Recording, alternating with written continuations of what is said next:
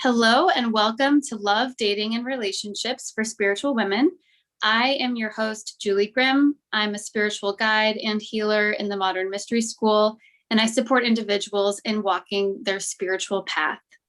I am so excited today to have Katie Phillips, who is the founder of the School of Self-Love. She is a published author, and I'm excited to have her here today because she helps women understand how to be a man magnet. I love that phrase. I want to know.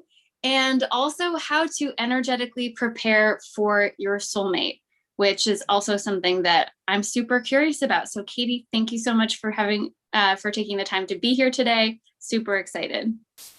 My pleasure. Thank you so much for having me. Can't wait. Yeah. This is going to be a good conversation. It's going to be juicy. It is going to be juicy. It is absolutely. Because I'm asking these questions obviously for the interview, but they're like questions that I feel very curious about myself. So let's just dive right in. Yeah, let's do it. So this series, I specifically created it for spiritual women. And I feel like there might be unique obstacles that spiritual women encounter in dating that maybe people who don't see themselves as on a spiritual path might not. So I'm curious, in your work, what obstacles do you see these women encountering when they start to date or when they're dating? Okay.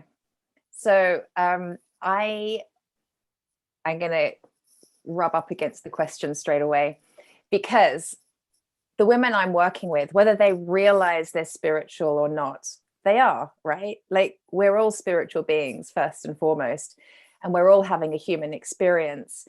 And when it comes to dating, actually what I'm seeing mostly is our humanness getting in the way of what's possible for us. Because when we say we're spiritual, if we really know that to be true, if you really, really know that to be true, then what are you worried about? What have we ever got to worry about?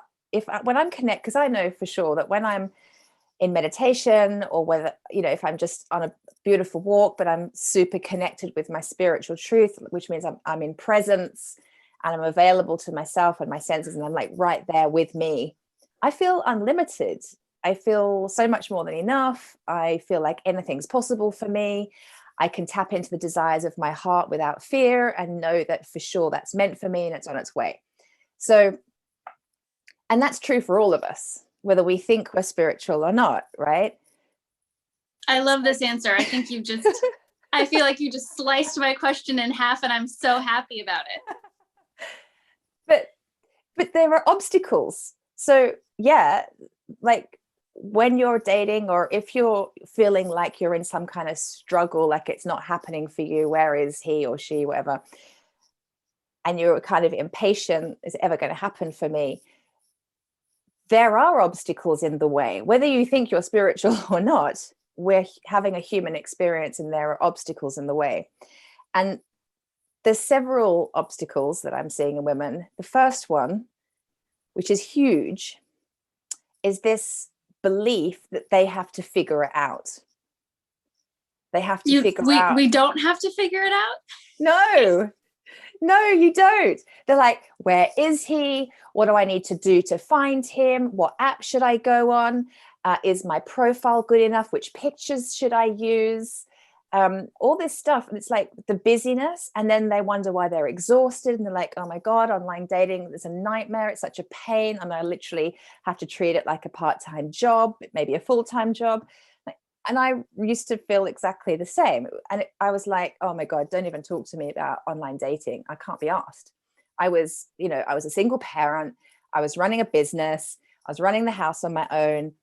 I had a lot going on. I had a full client load. And then I was like, I had to figure out how to find him.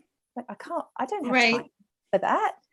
Right. There's just not enough time in the day. And I love too the busyness. I think that's what it is, because it feels, I guess, active and productive.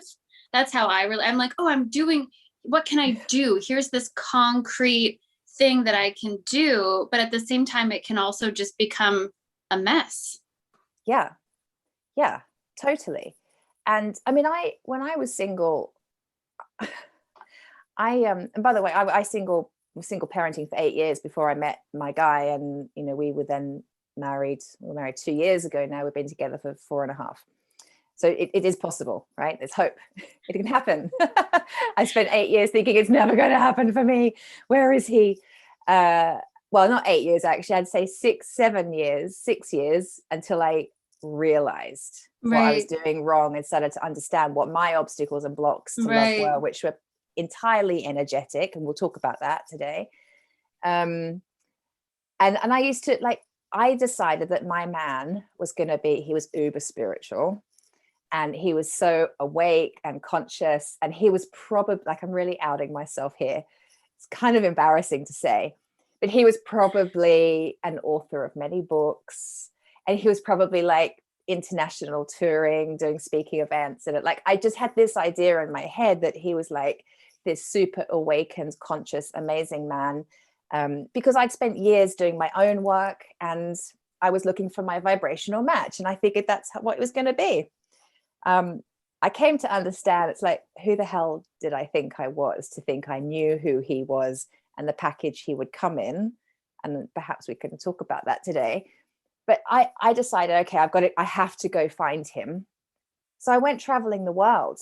I very intentionally was booking myself to go to transformational retreats and events that cost quite a lot of money to go to, required my travel to get to. I was that's where he's going to be hanging out. I wanted to be there, by the way, and I had a great time, made great friends. It was wonderful, met some cool dudes. But I was so thinking that, and this is our humanness, I thought I had to go find him. I thought I had to figure out. So I'm in my masculine mind here, right?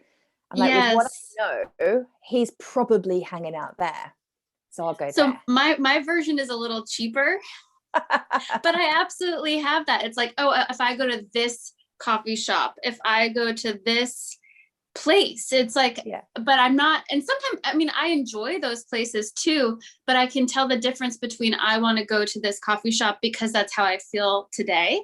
And that's what's really Julie wants to do, versus this is part of my little mastermind agenda where I'm moving all the chess pieces. And surely when I make this move, it's going to happen.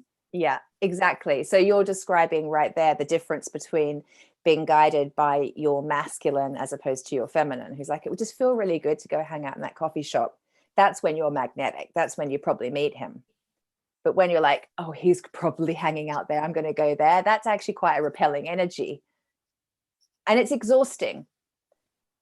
And so it's not trusting, which is everything in that first moment when you sliced my question in half. I was this is brilliant, because it's exactly to that point. It's not trusting. It's not aligned with my spirit. It's really coming from that human side of me, which is okay. We are having that human experience, like you so eloquently said.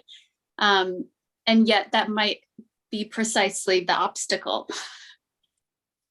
Yes, absolutely. Yeah. And then within that human experience, what are the obstacles? So, it's, so many things. For example, a lot of the women that I'm working with and coming into my space, they're focused on what they don't want, not what they do want. They've had their heart broken multiple times. They're very acutely aware of what doesn't work and what they're absolutely unavailable for, but they haven't actually dialed into what they desire instead. So there's no vision for the next level empowered masculine, the next level connected, soulmate love. It's, I just don't want that. Yeah. And when I see that, because I'm on dating apps now, and when I see that, it does come across quite negatively. If I'm reading somebody's profile and they're you can't be this way, you can't be that way, this is a deal breaker. On some level, you're okay, I'm great, you have standards, but also it is such a negative energy too, to approach a new encounter with somebody, right? Because you're sort of I'm open, let's meet, let's have this, let's see what's here, but you're coming with all these kind of swords.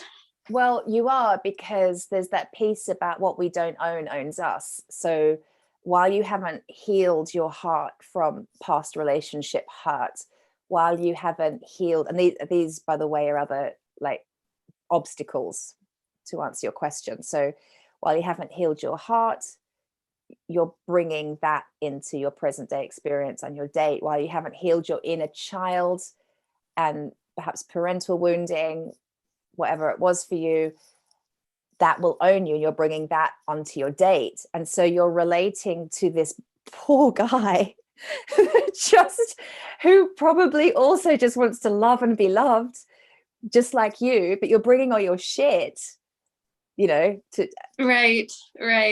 And you're in reaction to your past pain, your past wounds, and you're not showing up. Like, I'm not saying you have to be fully healed to meet your one. It's an ongoing journey, and you will meet him and then you'll grow and heal together. It's not about perfection, but it is about doing quite a lot of your own inner work and healing to be able to just be like, to be aligned with you, and bringing an empowered, healed energy to the environment. So then you really are truly open. Like, you want to call yourself spiritual? This is our work. It's like, oh yeah, really, I'm spiritual.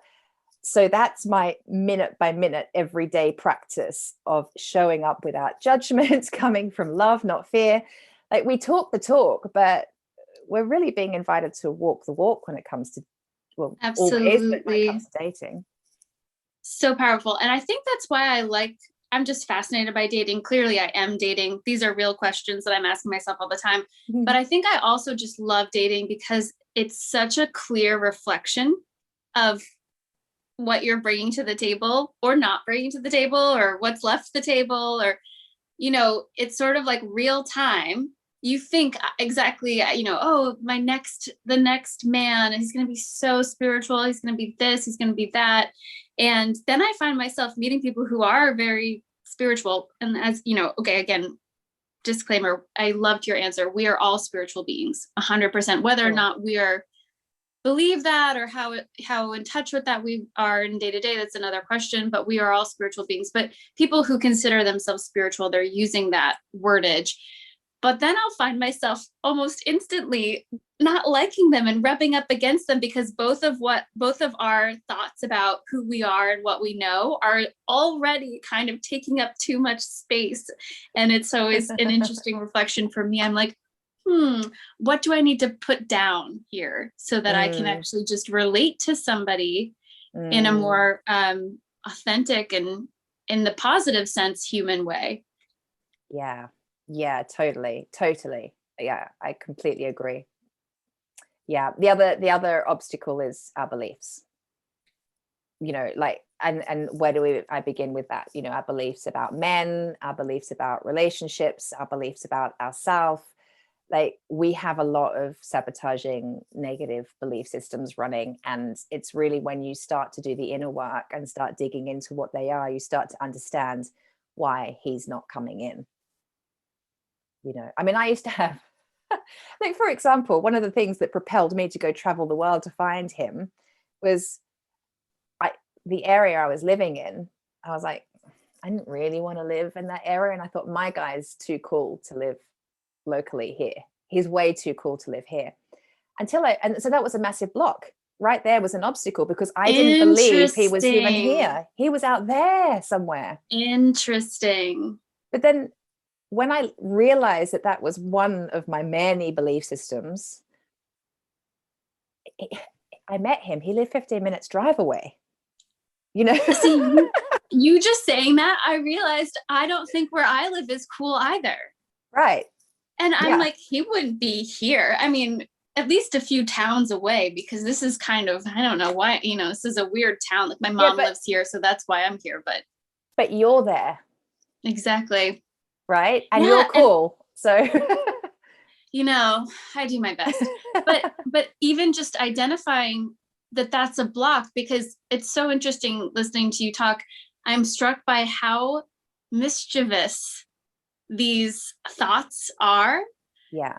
Because I've actually been relating to that as a way to, that's like a, you know, a breadcrumb. This is showing me where I do need to go versus, no, this is actually a block that's preventing you from seeing what's right in front of you already. Totally. Yeah. So fascinating. Yeah. And this is how did you describe that belief? Oh, I can't remember, but like this is kind of a surface level fun. Oh, you didn't say quirky. You said, what did you say about this mischievous belief? A mischievous belief. Yeah. And it is. And there's many of them. And then there's the deep pieces. For me, one of my biggest pieces that I had to heal and overcome was I don't trust men. I mean, categorically, and it wasn't until I realized that was going on, I was like, my God, no wonder I'm not calling in an empowered man. No wonder I'm calling in codependent relationships with addiction, relationships with narcissism. Like, I believed that men weren't trustworthy. And so I kept creating experiences for myself where I was not able to trust or feel safe in some way.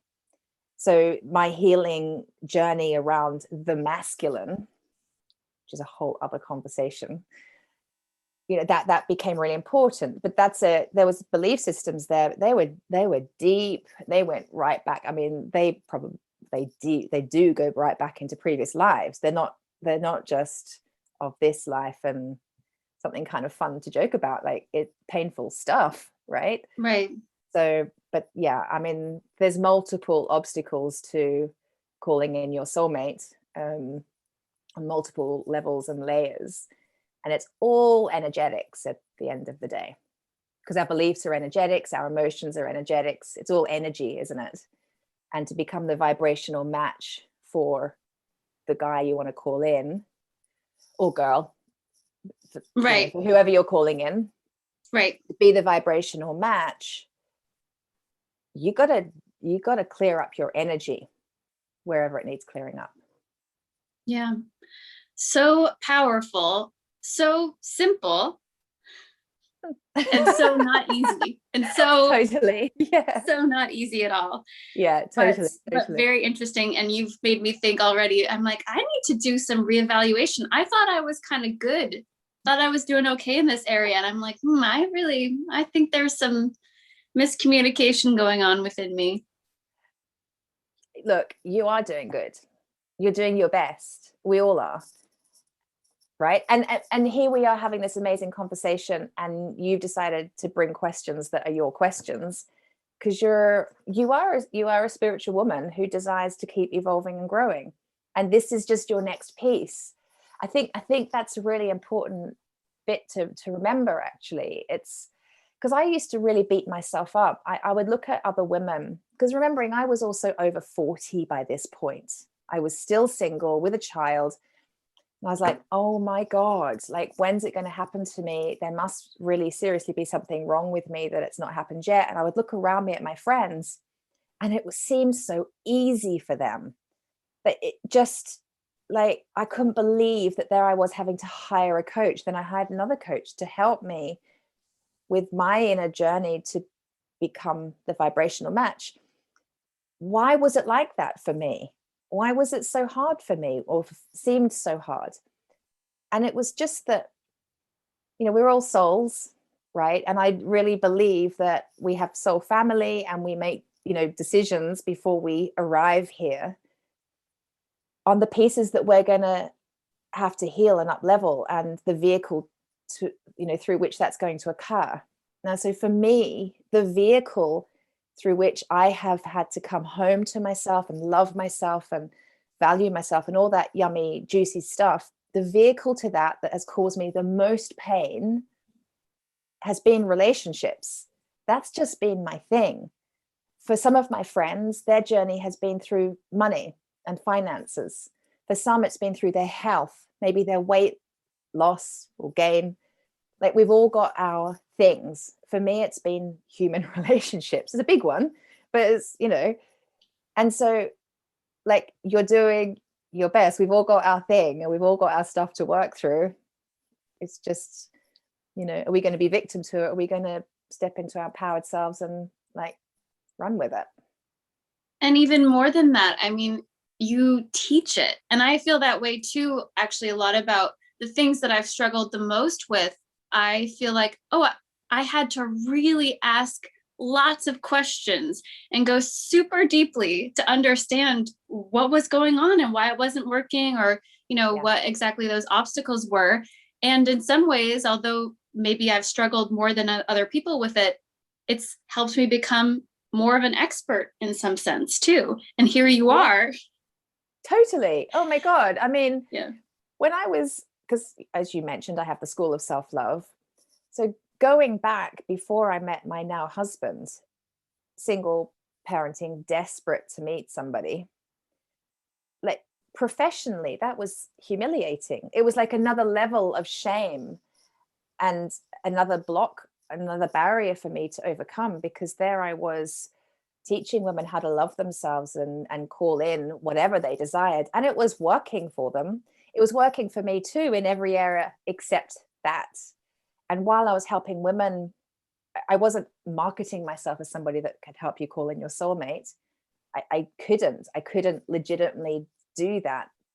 I was doing it, I just didn't market it. And when a woman came to me and said, can you help me call in love? I'd be like, well, I can, but for clarity, I haven't done it yet. So there's a bit of a misalignment there.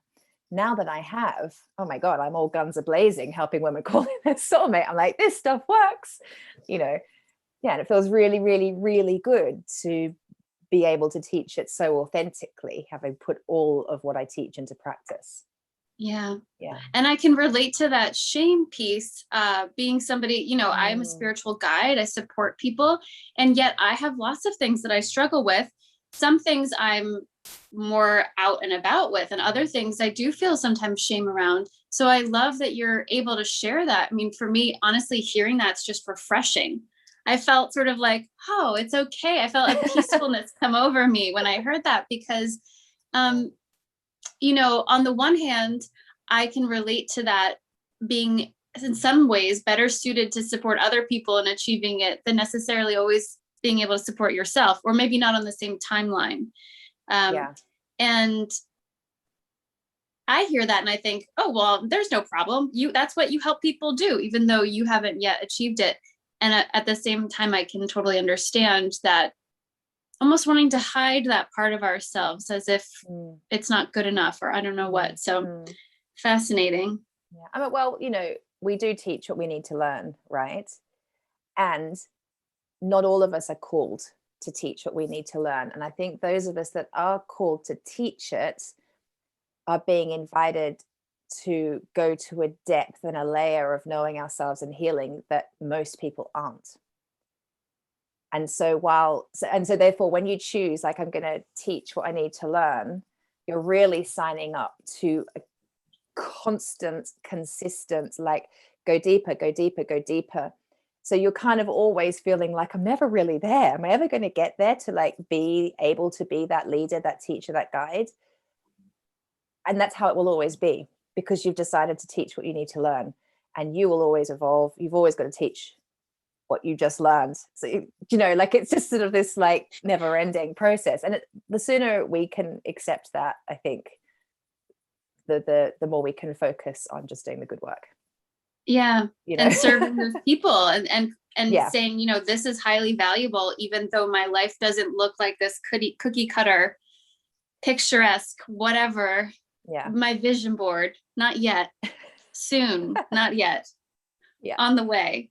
Yeah. But so amazing. I mean, so that my second question was about how can our spiritual ego, how can our sense of being spiritual get in the way? And in so many ways, we've actually already kind of addressed that. But I wonder if you had any other points on specifically, how can this way that it's kind of like we see ourselves actually prevent ourselves from being intimate, being vulnerable, creating those connections with men or women, or, it could even be friendships at that level, but that we truly desire. To answer that best, I probably have to just dive into my own experience, like, to share my own experience, because I very vulnerably told you what I was out there looking for, which was so ego. Here I am, spiritual woman. Can you hear the ego in what I shared? I was out there looking for my, my international speaker, multiple book writing, spiritual I see that teacher, for, you know, indeed. when you're, I'm like, but you know, that could happen. Sure. Yeah, totally. And, you know, I really do believe there's an element of having to mind our own business and just focus on doing our own inner work, stay in our lane. Yes, have your vision. Yes, have your desires. They're absolutely meant for you. But the package that it comes in, the package that he comes in, I'm going to say he because I called in a he, the package that he comes in, what his job is, where in the world he is, what he looks like, how much money he's making, whether he has kids or not, you know, all the tick list, right? That package is not up to me. Like, if I really do believe I'm a spiritual woman, who do I think I am to be so controlling that my list is exactly how it should be? Because if I'm a spiritual woman, I will trust that life, God, the universe is going to guide me to my perfect match. Not least, relationships are meant to be that piece that helps us to evolve spiritually even more. And so I kind of have to allow, like, imagine God is a waiter and he doesn't bring me, like, my guy isn't in the main menu, my guy's on the special menu. But I didn't even know there was a special menu. I didn't even know what's in store for me today. But the special menu is exactly the right, perfect thing for me. And like, my guy, my husband now, he's a police officer. I was going to say, I guess he's not a published world traveling author. Would he say he was spiritual? No. Would, like, no, not at all. And yet, oh my gosh, like, he doesn't have the language that I use, but he embodies it. He has a wisdom about him that I've met lots of really cool spiritual guys that don't have even an edge on his wisdom, that couldn't actually hold the space for me in the way that he holds the space for me. You know, like, he is an empowered man. He's got his stuff. I'm an empowered woman. I've got my stuff. You know, it's not about perfection.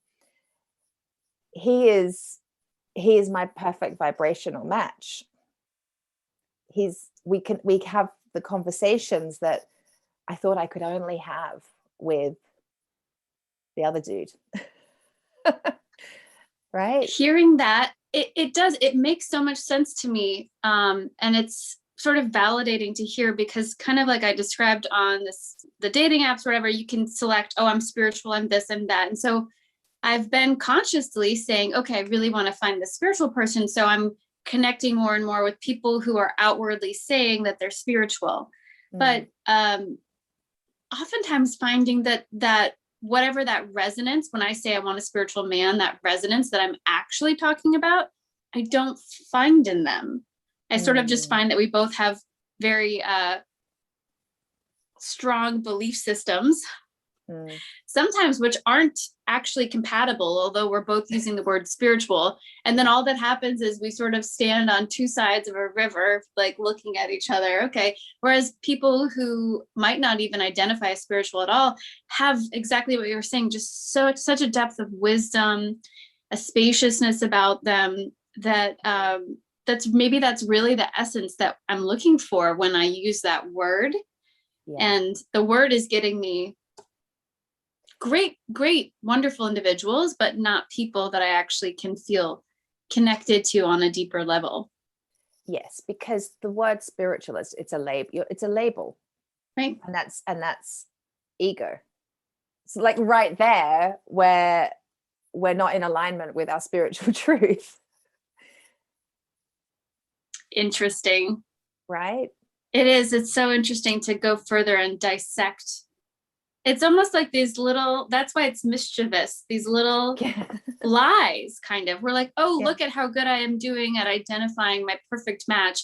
And the first thing that we put down is like, Yeah. So interesting. Yeah, it is. Yeah. Fascinating. I got to go back and look at my little list that I've created. Probably cross it all off now and start again. Well, the list is great. Have the list. I mean, the list is beautiful, and then surrender it.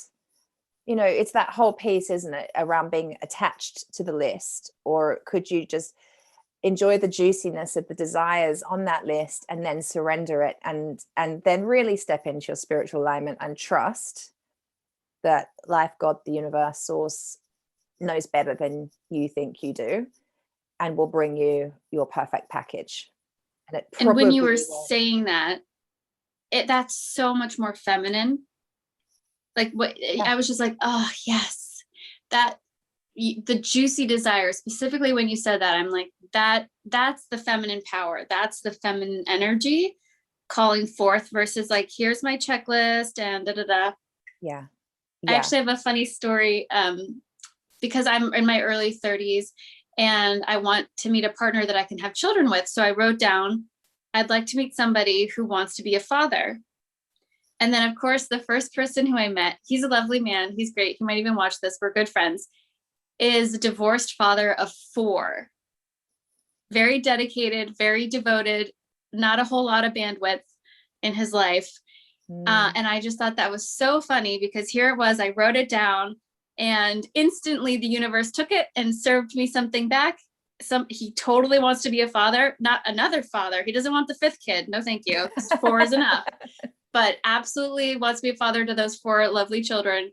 Yeah. And also, you know, doesn't actually have the bandwidth, but you're like, oh, okay, maybe I need to rewrite that. That's not exactly what I meant. That's so good. I do love, on my vision board, which I still have, I put on there my vision board for calling in my soulmate. I cut out something from a magazine that said man on a mission, because I wanted a guy that was like, he'd book the holidays and he'd plan stuff and he'd get things done around the house, and he had like this real like big get up and go energy. Totally called that in.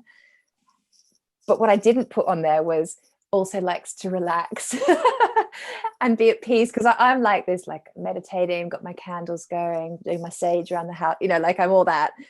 And I will regularly just stop and just chill on the couch and lay around. And he's like, shouldn't you be doing something?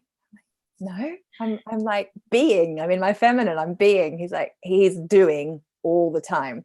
Got to be careful what you wish for. Like, it's wonderful. And I just, you know, I'm like, I say this to him, I wish I put on my vision board that like you just were really good at relaxing as well, because he can't sit still. It's so funny. I love that. Yeah, it calls us out. It takes us at our word. Yeah, it totally does. Very much does. Yeah, it does. But the other thing that came to my mind just now as we were speaking was, because when you're talking about like spiritual as a label, you know, the tick list, all these masculine pieces, which is what's so exhausting about dating. So this is a huge obstacle to allowing yourself to receive him. Yeah, that language, allowing yourself to receive him, not like doing it, figuring it out, write the list. The feminine is really good at, well, her whole thing is the home of the feminine is her body, and her whole modus operandi is feeling. She doesn't think her way through the world. That's our masculine mind does that. She feels through, and so she feels into her vision and her desires. So even the tick list isn't as important as how she will feel with him. So instantly it's like it actually helps to do that piece of surrendering the tick list, because then you dial into, well, what's really real and true is, how do I feel when I'm with him? Suddenly it doesn't matter that he's not on international stages speaking and promoting his next book. How do I feel when I'm with him? Like for me, it was, I feel at home. And so that's actually what I'm making myself available to receive, is a man that has me feel at home. And then dissect that a bit. What does that mean? Well, I feel safe. I feel comfortable in my own skin. I feel cozy. I feel supported. I feel protected. And I could go on. And so then the work on a day-to-day basis, like what's the work? It's not the right app to get on. It's not get on a plane, go find him. It's the work is, well, for me, it was feeling at home. It's the work is, how can you create that experience for yourself right here, right now? And just dial into that. And when that's your focus, and you go on a date, the date is just like a fun life experience. Is he your guy? Isn't he guy? Don't know. Maybe, maybe not. I'm just focused on feeling really good and creating pleasure and joy and fun in my life, and all the feminine yumminess. It just takes the pressure off, and it's easy to surrender the tick list then. Yeah. When you're saying that, I mean, I just felt myself get so much calmer and more subdued, and sort of it's like grasping. I think that, a place where we want something else, we feel like we need to hold on to something, we need to know, our mind gets really active and busy.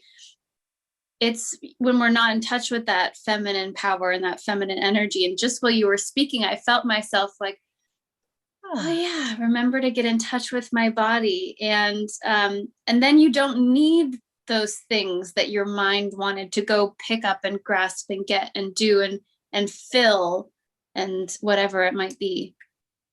Yeah, totally. Because again, so if you're going to say you're a spiritual woman, then surely what's most important is how you feel. And because the most important piece is how I feel.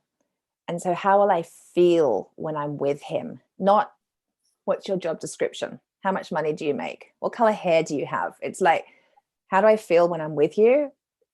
And so that when I meet you, then it's not like, how will I know when I've met him? Well, you'll just know, because you're dialed in to how you'll feel when you're with him. You've been practicing feeling that on a day-to-day basis. That's how you're manifesting him. You're making yourself available to receive him. When you meet him, you will feel that way with him. And then your feelings are your signpost. That's what we can trust our feelings. We can't trust this. This is only working with like what we think we know. And so like, powerful. Oh, and I think for a lot of people, I mean, I know for me, what you're saying right now, I'm like, yes, 100% yes. But even 5 years ago, I trusted my mind so much. And it's mischievous. It's sneaky. I'll trust it tomorrow. I'll trust it in 10 minutes. I'll say, oh yeah, that sounds right. But, meanwhile, I might totally ignore some feeling within me that is actually pointing in a different direction. And so exactly what you're saying, that practice of getting in touch with our feelings. I know as a woman, this is as a generalization, but I feel like we often will put our feelings aside for others, for XYZ, and in some ways, when we do that, we're actually kind of abandoning ourselves and what is most important. Like you were saying, if I'm a spiritual woman and my feelings are at the center of how I'm navigating life, well, then I better put them at the center. Yeah. And not in the closet, not tomorrow after I've finished, blah, blah, blah, not underneath the bed or whatever, but really at the center. Totally. And then actually they can be a bit mischievous, our feelings, come to think of it. There's a little bit of let's just add a little warning label to this, because this is why there's this important piece of doing the inner work and healing your heart, healing your inner child, healing what needs to be healed. Because oftentimes you can meet somebody and you can feel, oh my God, you are so the right fit for me. You are my perfect match. Love at first sight, because they're so familiar, and we love what's familiar. We feel safe with what's familiar. But if we haven't done our deeper healing work, what's familiar can be that old nasty pattern of codependency, or calling in narcissism, which has us, that old nasty experience of feeling deeply unworthy and not able to trust ourselves.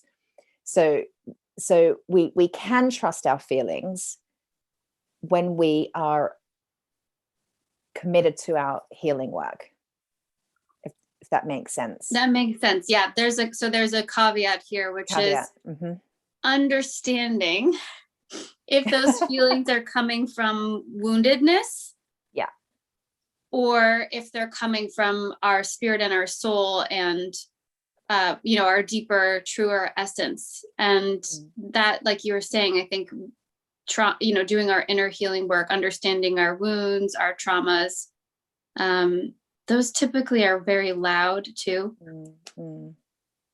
Whenever I used to get angry at somebody or essentially triggered, I always thought something was wrong with them. And then now, it's that story of, okay, well, I'm angry and like, I have every right to be angry. That's okay. But is it about them? Let me take a deeper look here and see. And sometimes maybe there's something that, maybe they really have violated a boundary and they've been cruel and unkind, and okay, great. But oftentimes it's nothing to do with them at all. Right. And even if they have, even if you could blame them, you've got to also then notice, well, and I was available for that on some level. And I'm the vibrational match to that on some level. And right. So there's there is some ownership to be had. And with all of this conversation, it's so important to remember it's not about being perfect. It's just, because then we can get all into the nitty gritty of this and be like, this feels overwhelming. Right. It's not meant to feel overwhelming. And I genuinely think if we focus on how we desire to feel when we meet him, that feeling, which is probably going to include feeling very safe and very empowered, with beautiful, healthy boundaries and all that good stuff. Like if we're really connected with how we're going to feel, it's more than likely we will call in healthy love. Yeah, it's when we're unconsciously living in reaction to our past and our patterns and our pains that we aren't even doing the work to consciously feel into how will I feel when I meet my next level guy. Right. So just the fact that you're able to do that says a lot. Says that you're more than likely going to call that in. Yeah, that's a really important point. And when you're saying that, I'm reminded, it's like, that's a little bit of part of it too. We have to trust that we are doing the work and that is enough. There is always more, but also that's okay. And we can trust that path and that journey to get us there. Yeah. And that's so important, honey, because like, don't you want to be with someone that relates to you in that way, that like when you can say to yourself, I'm doing enough, I trust myself, and I'm going to be really kind to myself, I'm on my journey, I'm doing my best. Don't you want to be with someone that talks to you like that too? Because again, that's a vibrational match. If you're being really harsh on yourself, I'm never doing enough and it's all too hard, I'm not good enough, it's never going to happen for me, aren't you going to call in that? Isn't that going to be reflected back to you in some way? So that self-love piece is so key. Yeah. I mean, that's why the school of self-love, I think it's so brilliant, and it's just so foundational to everything, especially dating. Which I love. Dating. Yeah, totally. Yeah. Well, we're kind of coming to our end here. We've talked about so much. I think it's been amazing. Such good points. I have one last question, which I think something we haven't really totally touched on, which is how, when we feel disappointed, when we feel like, quote unquote, we failed, maybe there was this exciting thing and then it just out of the nowhere fell through. How do we pick ourselves back up? How do we rekindle that inner flame and find hope again? Yeah, I know. I remember it well. Self-love invites you to acknowledge the pain. First and foremost, self-love says, I feel let down, I feel hurt, I feel disappointed, I can't believe this has happened to me, maybe, in brackets again. And then acknowledge the deep longing that I really, I'm done, I'm fed up with the dating and the longingness to be with somebody that you really want to be with. I think that is first and foremost what we're invited to do when we're disappointed. Because through acknowledging, we come back home to ourselves. Through acknowledging, this is how I really feel and this is what I really want, we're coming home to ourselves. And then we're kind of in our power. Because when we acknowledge our present moment experience, we put ourselves back in our power. While we're like perhaps even projecting on, we can go down that awful rabbit hole of, what is it about me that he didn't like? What did I do wrong? Why didn't it work? That takes us way out of our power. So we take our power back by acknowledging how we feel. And then when we're in our power, we can remember that he's looking for me too. And, oh, this is good information, because he wasn't the one. Because if he was the one, we'd be together. So that means my guy's still looking for me too. Great information. So we're back to being in a receptive mode for him to be able to come in. And there's only, probably, depending on the style of relationship you want, probably there's just one that you're looking for, right? One guy. And that one is obviously still available. So I like that. By process of elimination, still going strong. Still going strong. I'm here. He must be as well. Well, my favorite affirmation is this or something even better. But you can't go into the affirmations and into the positive thinking until you first acknowledged your present moment experience. Like, that is so key. And even to acknowledge the learning and the growth that came from it. It's like, well, what's he showing me about me?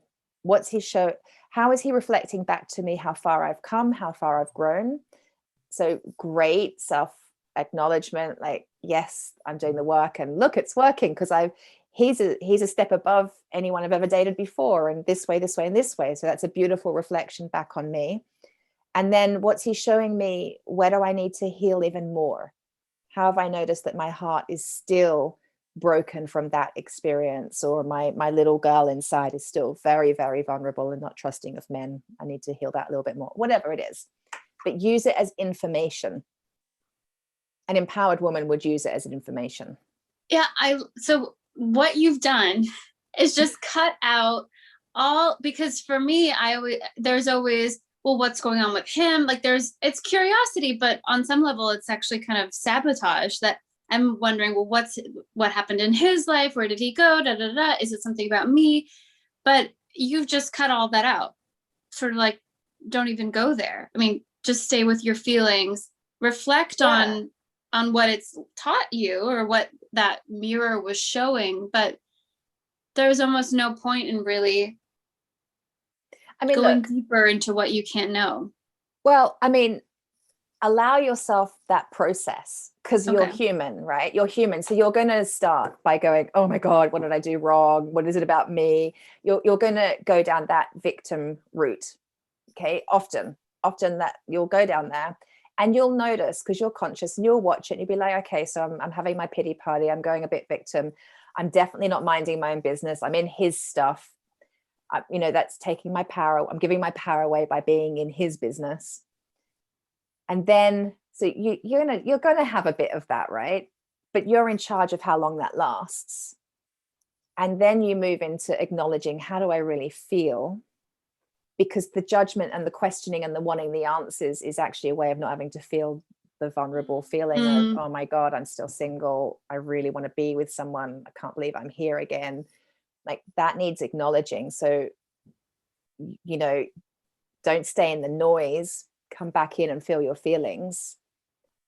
Then you're in a position to receive the learning and the growth, and then this is something even better. Bring it on. Where is he? He's coming. Get into anticipation energy of like, oh my God, he's looking for me. Am I available for him? Better than that other person? Yeah. Well, okay. Yeah, totally. Yeah. So all I have to do now is just be with me, do my inner work, choose to feel good every day, and allow myself, because when I'm in my feminine, I'm a magnet for him to find me, because that's how masculine feminine energy works. I'm in receiving mode. I'm going to allow him to come in. I'm just going to focus on me and allowing him in. And that's I love it. Fun stuff. I love it. And embrace the package. And I love that he's a police officer for you. Yeah. It's amazing. But when you're saying, safe, protected, it's like, yeah, police would be good for that. Yeah. He's he's a special type of detective. Okay. Yeah. But he is, he started out as a cop on the streets in uniform. That was the beginning of his career. Wow. Yeah. Wow. We just don't know. We don't know. And I guess that's Yeah. the humility too, when you were speaking about and spiritual ego and these labels that we put on people. It's like the humility to say, I don't know. I don't know. Totally. Bring me that special, what's on the specials list, because I really don't know. Not sure. Yeah. And isn't that more fun to not know? Like if we knew everything, I mean, for me personally, a lot of the best experiences I've had have come left field and have just blown my mind and been such a miracle. Like, that's the word I was going to say. That's where the miracles come from, is left field. Anything that's ever come from left field and been like that is, I'm like, this is a miracle. I didn't even know that this was a possible experience in my reality. And yes, that maybe I'll write that down. Bring me a miracle. Well, totally. Bring me a miracle. I am available for a miracle. Yeah, totally. There we Why go. not? I love that. Yeah. I'm using that today. Dear universe, I am available for a miracle. In case you wanted to know, be here all week. Yes. Amazing. I love that. So, I love that. And, you know, and just to take it one step further with everything else you've been saying, it's almost like allowing ourselves to be open for a miracle, like allowing that miracle to happen, that wants to happen, to come in. And yes, and exactly. And that's that when we can step into our empowered feminine energy, that's what we're available for. It's when we're in our, I mean, it's a whole other conversation, but when we're in our disempowered masculine energy, thinking we have to figure it all out and do all the things, that we're blocking ourselves to the miracles, and our day-to-day experience is just exhausting and utterly uninspiring. And we don't want to be that woman for our guy, right? We want this amazing guy, and yet we're not prepared to like step into our best, most empowered selves. We're actually willing to be this exhausted, pissed off, like, when's it going to happen for me energy. He doesn't want that. He doesn't deserve that. Like the inner work and stepping into your feminine is actually a very honoring gift. Like the kind of relationship you want, it's honoring that straight up. And it's saying to him, I've been preparing myself for you, because it means that much to me that we have a really next level relationship. So I've been preparing myself, and there's no victim or martyr about that. Like I'm doing all the work. It's been a joy. It's been a pleasure. And you get to receive that as a beautiful gift. There is so much there. It's like, whew, that just opened a lot of doors. Sadly, not to talk about today, but so, I mean, profound on a really deep level. When you're talking about that too, I was thinking, you know, that's a gift for your partner, but also for the world. The world is so hungry for women that honor themselves as women. Yeah. So powerful. Yeah. Yeah. I mean, if your vehicle to healing and evolution, if your spiritual growth is if relationships are the thing that's triggering your spiritual growth, then so be it. That's one piece. It's your spiritual growth and you showing up in the world as your most empowered, aligned self that's actually the point, right? Because it's not the point. It's not about getting your guy. It's not getting the man. Like, getting the guy is just your human experience, your vehicle to noticing your pain points, where you need to heal and grow, so you can step into your spiritual truth, your alignment, your power. And that's what we've all come here to do. We've all just got different routes and vehicles and pain points to that. I feel lights going on. Yeah, and it's cool, isn't it?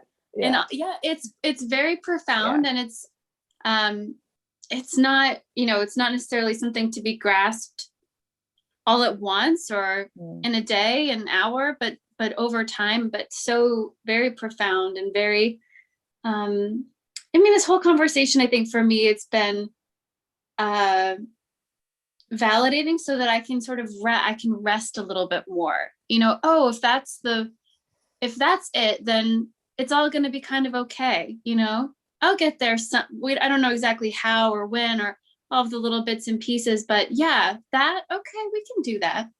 We can do that. And that resting energy that you're experiencing now, that's receiving mode. You're receptive. So you're suddenly magnetic.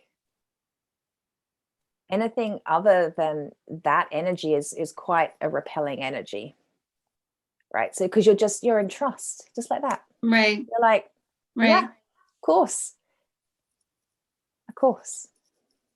Well, I'll watch this every day then. I'll just get back into my trust mode, and because what a nicer way to live. Indeed, what a nicer way to live. Yeah, sounds so much better. And all the miracles can happen, the gifts. Yeah. I love it. Yeah, well, this is the gift, and this is the work I'm loving doing with women, helping them step into their empowered feminine. It doesn't matter what you're calling in. When we're in our empowered feminine, we're magnetic, and it becomes easy to call in anything that we desire. And we just get to feel good. Sign me up. I mean, and we all did. I did sign up for that, right? But then there was a lot of wisdom that we got disconnected from and lost. And I think we are remembering that wisdom now. But yeah, what a blessing, actually. I'm happy to be a woman. It sounds great. Too. Me too. It is pretty great. Yeah. It is pretty great. Lovely. It has been amazing to have you on. Thank you. I know people who are watching will want to find you. They'll want to find out about work that you're doing. I'll have all the links below so people can navigate to that. But I know you do have some workshops coming up, ways that you work with women. If there's some quick high-level details you want to give people if they go to their website. I suppose I run a 5-day challenge quite regularly, kind of quarterly, called Meet Your Soulmate. And it's a free 5-day experience, but women are getting like mega shifts in those 5 days. It's kind of blowing my mind, actually, what's going on there. So you'll have a link below probably to the next challenge. And then just to stay in touch, come on over to the schoolofself.love. And there'll be a link on the page. You can opt in to get my, it's called Love Bites. It's a 7-day video training on how to love yourself, essentially. And then once you're opted into that, you'll receive a weekly love note from me. And follow us on Instagram, theschoolofself.love. And you'll find us. We're kind of everywhere. Amazing. I feel like people, they'll come for the self-love, but they'll stay about becoming a magnetic feminine, or stepping into that magnetic feminine, because I feel like that wisdom that you're bringing is so alive right now, so potent. Thanks, darling. Thank you. Well, we teach what we need to learn, right? It's been a journey. Indeed. Yeah. So amazing. Well, thanks everybody. Have a good day. Be well. Thanks for having me. Yeah.